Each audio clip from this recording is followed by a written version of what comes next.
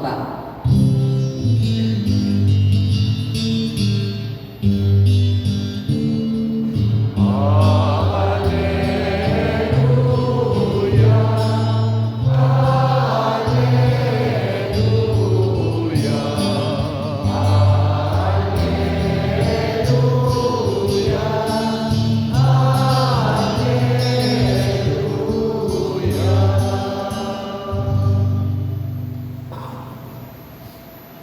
Sumainyo ang Panginoon. At sumayo rin. Ang mabuting balita ng Panginoon ayon kay San Mateo.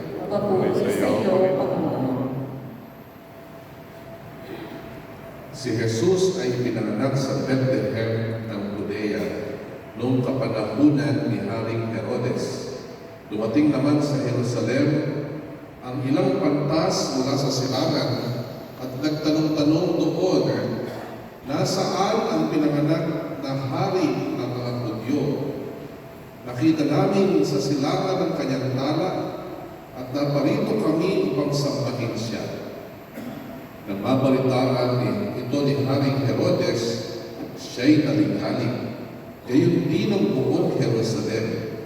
Kaya tinipon niya ang lahat ng punong saserdote at mga eskriba sa Israel at itinanong sa kanila kung saan ipinanganak ang Mesiyas. Sa Bethlehem po ng Judea, tugon nila, ganito ang sinulat ng propeta, at ikaw, Bethlehem, sa lupain ng Huda, ay hindi nga huli sa mga pangunahing bayan ng Huda, sapagkat sa iyo, lilitaw ang isang pinuno na mamahala sa aking bayang Israel.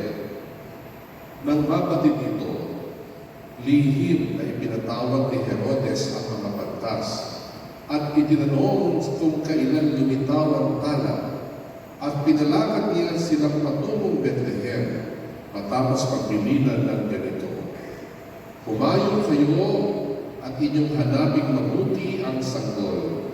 Kapag inyong natagpuan, ibalita agad ninyo sa akin upang ako man ay makasamba sa Kanya. At lumakad na nga ang mga pantas.